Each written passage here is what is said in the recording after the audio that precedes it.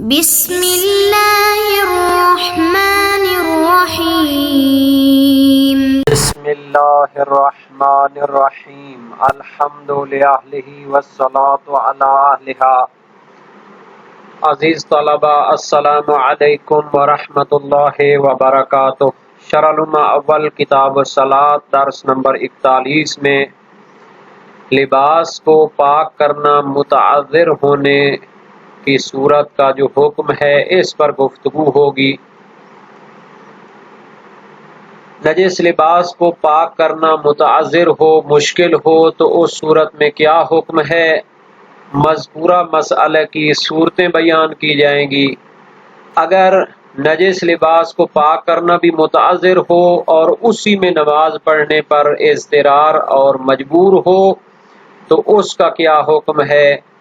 اگر نجس لباس میں نماز پڑھنے کے لیے اضطرار نہ ہو تو اس کا کیا حکم ہے، شہید اول کا نظریہ کیا ہے، شہید ثانی کی تحقیق اور روایات کو بھی بیان کیا جائے گا۔ سب سے پہلے اس مسئلہ کی ہم عبارت کو دیکھتے ہیں۔ فرمایا وَقَضَا عُفِيَ عَمَّا يَتَعَذَّرُ إِزَالَتُهُ۔ نماز گزار کے لباس کی شرائط میں سے پہلی شرط یہ تھی کہ وہ لباس پاک ہونا چاہیے۔ پھر اس سے کچھ صورتوں کو استثناء کیا تھا، ان میں سے ایک صورت یہ ہے، فرماتے ہیں کہ اسی طرح معاف ہے اس لباس کی نجاست بھی کہ جس سے نجاست کو دور کرنا متعذر ہو اور مشکل ہو۔ اگر کسی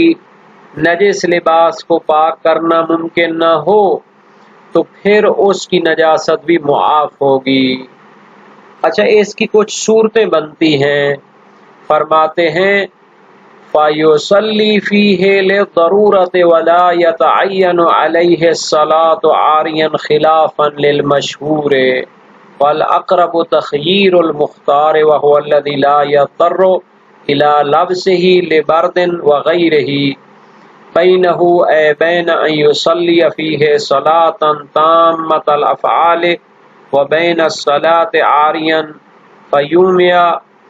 لِلرُّكُوعِ وَالسُّجُودِ كَغَيْرِهِ مِنَ الْعُرَاةِ قَائِمًا مَعَ أَمْنِ الْمُطَّلِعِ وَجَالِسًا مَعَ عَدَمِهِ۔ تو یہ عبارت میں لفظ مطلع لکھا ہوا ہے، یہ بھی صحیح نہیں ہے، لفظ مطلع ہوگا۔ تو فرماتے ہیں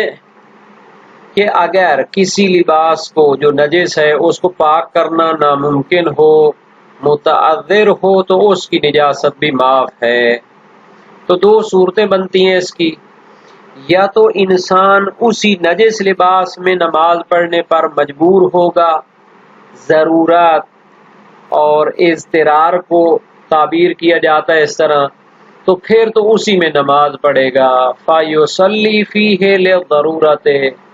اگر اس کی لباس میں نماز پڑھنے پر مضطر اور مجبور ہو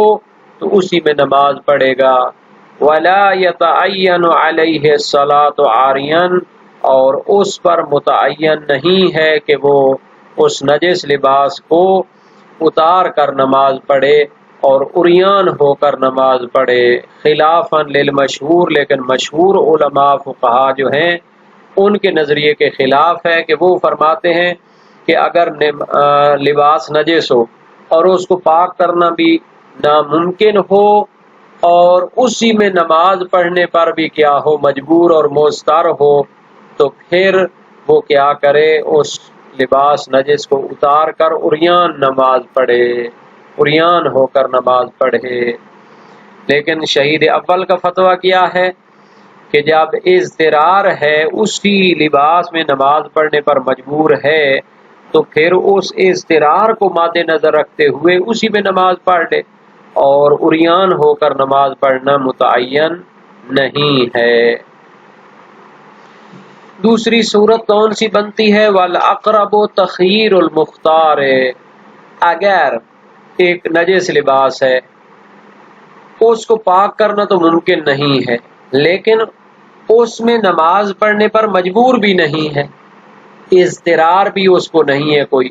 تو دوسری صورت یہ ہے کہ اس کو اضطرار تو نہیں ہے، وہ حالت اختیار میں۔ اچھا اضطرار کیسے ہوتا تھا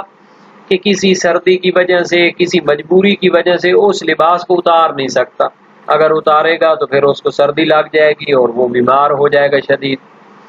مختار کا یہاں پر معنی یہ ہے، بلکہ خود شہید نے یہاں پر بیان کیا، وَهُوَ الَّذِي لَا يَضْطَرُّ إِلَىٰ لَبْسِهِ لِبَرْدٍ وَغَيْرِهِ۔ مختار سے یہاں مراد وہ شخص ہے کہ جو اس کو پہننے پر مجبور نہیں ہے، مضطر نہیں ہے، شدید سردی کی وجہ سے یا کسی اور جناب علی شدید مشکل کی وجہ سے وہ اس کو پہننے پر مجبور نہیں ہے۔ تو شہید اول کا فتویٰ دیکھنا، اگر اس کو حالت اختیار حاصل ہو اور اس لباس کو پہننے پر مجبور نہ ہو تو پھر قریب تر نظریہ یہ ہے کہ اس کو اختیار ہونا چاہیے۔ کس میں؟ بینہ و بین الصلاۃ عاریاً، بینہ یعنی بین ان یصلی فیہ صلاۃ تامۃ الافعال، یعنی اس کو اختیار حاصل ہے کہ وہ اسی نجس لباس میں نماز پڑھے، تامۃ الافعال، اس کے تمام افعال کو مکمل کر کے پڑھے، کیونکہ جب نجس لباس کے ساتھ وہ نماز پڑھے گا اور اس کو یہ اختیار دیا گیا ہے تو پھر وہ اچھے طریقے سے کیا کرے گا، رکوع و سجود بھی انجام دے گا۔ چونکہ اگر رکوع و سجود اگر وہ عریان ہو کر نماز پڑھے تو پھر اس کو کیا ہوتا ہے، رکوع و سجود میں بھی بعض اوقات کمی کرنی پڑتی ہے یا اس میں اشارہ وغیرہ کرنا پڑتا ہے، چونکہ جو ہے نا جی اگر وہ اس طرح جس طرح رکوع و سجود کیے جاتے ہیں نارملی عریان ہو کر ان کو انجام دے تو ہو سکتا ہے کہ کوئی بندہ اس کو دیکھ لے، تو پھر اس میں تو اشارہ وغیرہ کی بھی طرف جانا پڑتا ہے۔ تو فرماتے ہیں کہ قریب تر نظریہ یہ ہے کہ اگر انسان نجس لباس پہننے پر مجبور نہ ہو کوئی سردی وغیرہ کی وجہ سے تو پھر اس کو اختیار دینا چاہیے اس میں کہ وہ نماز پڑھے اسی لباس میں کامل افعال کے ساتھ، وَبَيْنَ الصَّلَاةِ عَارِيًا، اور دوسرا آپشن یہ ہے کہ اس کو اختیار ہے کہ وہ نماز پڑھے عریان حالت میں، فَيُؤْمِعَ لِلرُّكُوعِ وَالسُّجُودِ، تو پھر رکوع اور سجود کے لیے وہ کیا کرے گا، اشارے کرے گا، كَغَيْرِهِ مِنَ الْعُرَاةِ، جیسے دوسرے عریان ہو کر نماز پڑھتے ہیں تو پھر وہ عریان حالت میں رکوع و سجود مکمل نہیں کرتے بلکہ اشارہ کرتے ہیں۔ قائماً مع امن المطلع، اور جب اسے امان حاصل ہو کہ کوئی اس کو دیکھ نہ رہا ہو تو پھر کھڑے ہو کر نماز پڑھ لے، وجالسا مع عدمہ، اور اگر اسے جو ہے نا جی دیکھنے والے کی طرف سے امان حاصل نہ ہو تو پھر بیٹھ کر نماز پڑھے، یعنی اگر اس کو احتمال ہو کہ کوئی دیکھنے والا موجود ہے تو پھر بیٹھ کر نماز پڑھے، کھڑے ہو کر ایک ننگا ہو کہ وہ نماز پڑھ رہا ہو تو کھڑے ہو کر پڑھے تو یہ صحیح نہیں ہے، بلکہ وہ بیٹھ جائے۔ اور اگر دیکھنے والے کی طرف سے کیا ہو، امن ہو، یعنی کوئی دیکھنے والا نہ ہو تو کھڑے ہو کر نماز پڑھے۔ لیکن رکوع و سجود تو بہرحال عریان شخص کو کیا کرنے پڑتے ہیں، اشارے کے ساتھ کرنے پڑتے ہیں۔ تو اگر کوئی ایسا لباس ہو جس کو پاک کرنا ممکن نہ ہو تو پھر دو صورتیں ہو گئی، یا تو اسی لباس میں نماز پڑھنے پر مجبور ہوگا تو شہید اول کا فتویٰ ہے کہ وہ کیا کرے، اسی میں نماز پڑھے اور عریان ہونے کی ضرورت نہیں ہے، حالانکہ مشہور کا نظریہ اس کے خلاف ہے، وہ عریان ہو کر نماز پڑھنے کو ذکر کرتے ہیں۔ اور اگر اس کو اختیار حاصل ہو وہ اس لباس میں نماز پڑھنے پر مجبور نہ ہو تو پھر کہتے ہیں کہ اس کو اختیار ہے کہ وہ اسی نجس لباس میں نماز پڑھے اور کامل افعال اس کے انجام دے، یا عریان ہو کر نماز پڑھے اور رکوع و سجود کے لیے اشارے کر لے۔ یہ تو تھی عبارت اور شہید اول کے نظریات۔ والافضل الصلاۃ فیہ مراعاۃ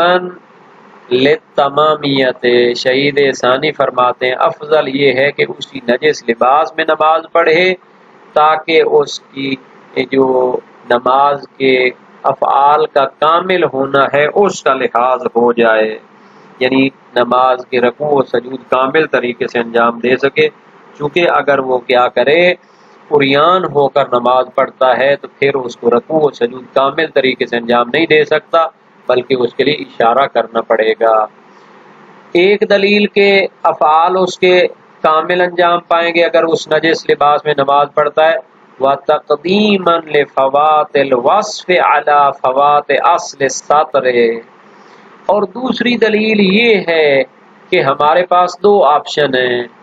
یا تو نجس لباس کو اتار دے اور اصلاً ننگا ہو جائے اور عریان ہو کر نماز پڑھے، دوسرا یہ ہے کہ اصل ساتر موجود ہو، لباس پہن کے نماز پڑھے، لیکن اس لباس کی شرط تھی کہ وہ کیا ہو، پاک ہونا چاہیے،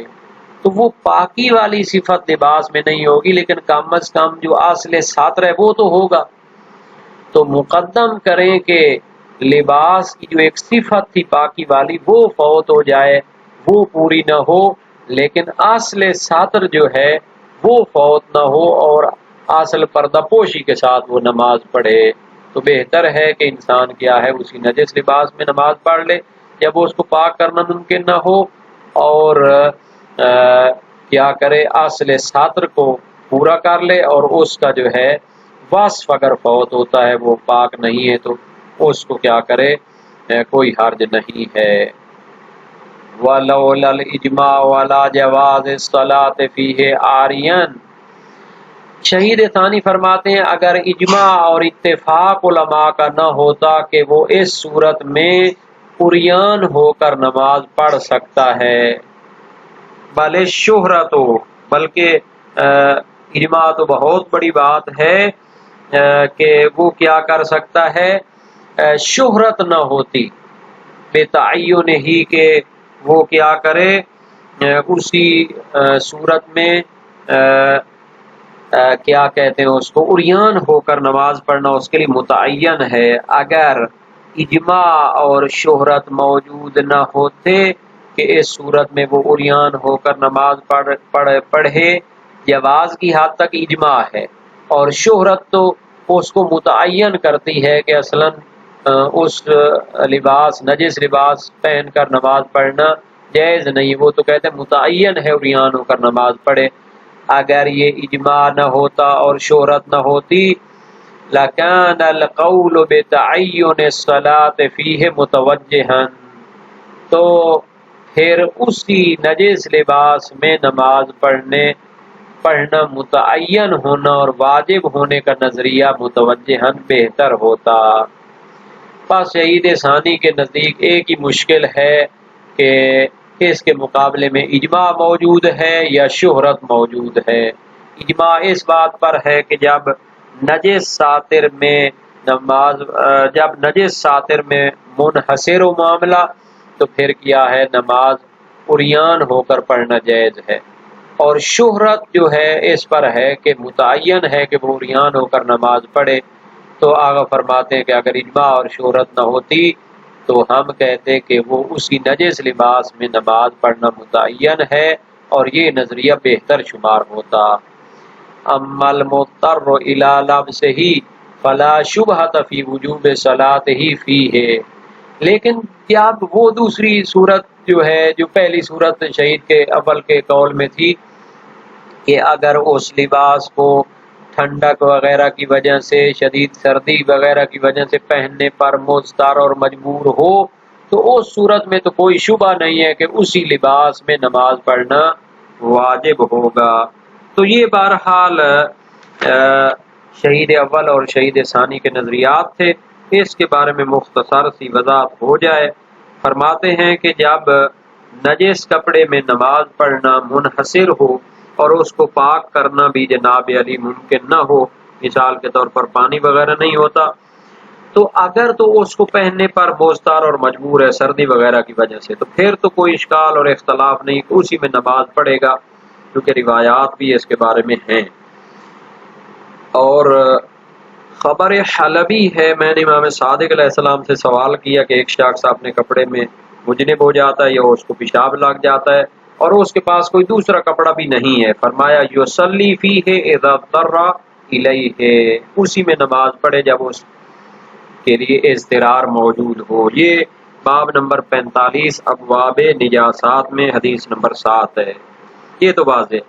لیکن جب اس نجس لباس میں نماز پڑھنے پر مجبور نہ ہو بلکہ اس کو اختیار ہو، کوئی سردی وغیرہ اس کے لیے نہ ہو کہ اگر وہ اتارے تو وہ شدید بیمار ہو جائے گا، جب اس کو پہننے پر مجبور نہ ہو بلکہ اس کو نماز کی حالت میں اتار سکتا ہو، تو کیا اسی میں نماز پڑھنا واجب ہے یا پھر کیا کرے گا؟ وہ عریان ہو کر نماز پڑھے گا، یا اس کو اختیار ہے کہ اسی میں نماز پڑھے یا عریان ہو کر نماز پڑھے؟ تین صورتیں ہیں جناب، تین وجہیں ہیں۔ مشہور کا فتویٰ ہے کہ عریان ہو کر نماز پڑھے، لیکن رکوع و سجود کے لیے اشارے کرے۔ خبر حلبی ہے امام صادق علیہ السلام سے،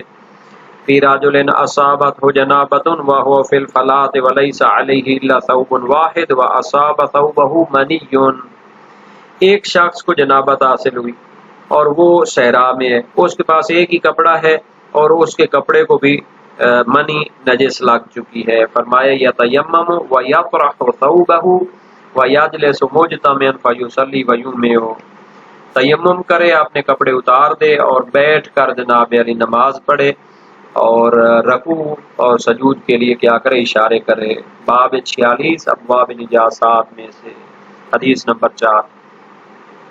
موثق سماعہ ہے، سماع بن مہران، سألتہ عن الرجل يكون في فلاة من الارض وليس عليه الا ثوب واحد واجنب فيه وليس عنده ماء كيف يصنع؟ تقریباً معنی اسی طرح ہے کہ ایک شخص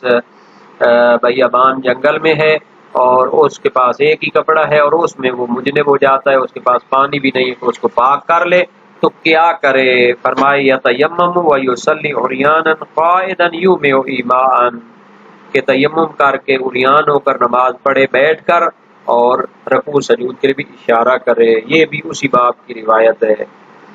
اس کی ایک دوسری موثقہ بھی ہے مگر اس میں یصلی عریانا قائما یومئ ایماء، کہ عریان ہو کر کھڑے ہو کر نماز پڑھے اور اشارے کرے رکوع و سجود کے لیے۔ یہ پہلا نظریہ مشہور تھا۔ دوسرا نظریہ شہید اول نے بیان میں، سید المدارک نے، صاحب معالم نے، کاشف اللثام فاضل ہندی نے نماز واجب قرار دی ہے اسی نجس کپڑے میں، صحیح حلبی کی وجہ سے۔ سألت ابا عبداللہ علیہ السلام عن رجل اجنب فی ثوبہ ولیس معہ ثوب آخر، ایک شخص اپنے کپڑے میں مجنب ہو جاتا ہے یعنی نجس ہو جاتا ہے اس کا کپڑا اور اس کے پاس کوئی اور کپڑا بھی نہیں ہے۔ فرمایا امام نے یصلی فیہ فاذا وجد الماء غسلہ، اسی لباس میں نماز پڑھے اور جب پانی مل جائے تو اس کو دھو لے۔ تو یہ روایت جناب علی ابواب نجاسات میں باب 45 میں ہے۔ صحیح علی بن جعفر امام کاظم علیہ السلام سے، سألتہ عن رجل عریان وحضرت الصلاۃ فاصاب ثوبا نصفہ دم او کلہ دم، میں نے ایک عریان شخص کے بارے میں سوال کیا کہ نماز کا وقت ہو جاتا ہے تو اس کو ایسا لباس ملتا ہے جس کا آدھا یا سارا جو ہے نا خون میں لت پت ہے، یصلی فیہ اور یصلی عریانا، اسی میں نماز پڑھے یا عریان نماز پڑھے۔ فرمایا ان وجد ماء غسلہ وان لم یجد ماء صلی فیہ ولم یصلی عریانا، اگر پانی مل جائے تو اس کو دھو لے، اگر پانی نہ ملے تو اسی نجس لباس میں نماز پڑھے اور عریان ہو کر نماز نہ پڑھے۔ صحیح عبد الرحمن ابن ابی عبداللہ امام صادق علیہ السلام سے، سألتہ عن الرجل یجنب فی الثوب ولیس معہ غیرہ ولا يقدر على غسلہ قال یصلی فیہ، ایک شخص اپنے کپڑے میں مجنب ہو جاتا ہے اور اس کے پاس کوئی اور کپڑا بھی نہیں ہے اور اس کو دھونے پر بھی قادر نہیں ہے، کیا کرے؟ میں نے اس شخص کے بارے میں امام سے سوال کیا، فرمائے یصلی فیہ، اسی نجس کپڑے میں نماز پڑھے۔ اور بھی روایات ہیں۔ تیسرا نظریہ محقق حلی نے معتبر میں فرمایا، علامہ حلی نے منتہی المطلب اور مختلف الشیعہ میں فرمایا، اور شہید اول نے الدروس الشرعیہ اور ذکر شیعہ میں فرمایا، محقق ثانی کرکی نے جامع المقاصد میں فرمایا، اور دوسرے علماء نے فرمایا کہ اس کو اختیار حاصل ہے، چاہے تو عریان نماز پڑھ لے چاہے تو اسی میں نماز پڑھ لے۔ اس طرح وہ دونوں قسم کی روایت کو جمع کرنا چاہتے ہیں، تو اس میں اشکال یہ ہو سکتا ہے کہ یہ جناب بغیر شاہد کے جو ہے جمع ہے، صحیح علی بن جعفر صریح ہے کہ وہ عریان نماز نہیں پڑھ سکتا، تو ضروری ہے کہ انہی روایات پر عمل کیا جائے کہ جن میں نجس کپڑے میں نماز پڑھنے کو متعین کیا، چونکہ اس کی تعداد بھی زیادہ ہے اور اس کی سندیں بھی کیا ہیں، صحیح تر ہیں۔ تو اس طرح یہ جناب علی دوسری صورت میں جب وہ مستار نہیں ہوتا تو روایات اس کی بیان ہو گئیں۔ تو باقی یہ رہ گیا کہ جو شہید ثانی نے فرمایا تھا، جیسے دوسرے آری لوگ کھڑے ہو کر نماز پڑھتے ہیں جب مطلع دیکھنے والے سے امان موجود ہو، یہ تھا۔ تو اس میں ہے کہ موثق سماع کے درمیان جمع ہو جائے گی، جس میں ہے کہ جب دیکھنے والے سے امن ہو تو کھڑے ہو کر نماز پڑھے، اور موثقہ کو حمل کیا جائے گا کہ جب امن نہ ہو دیکھنے والے سے تو پھر کیا ہے، بیٹھ کر نماز پڑھے۔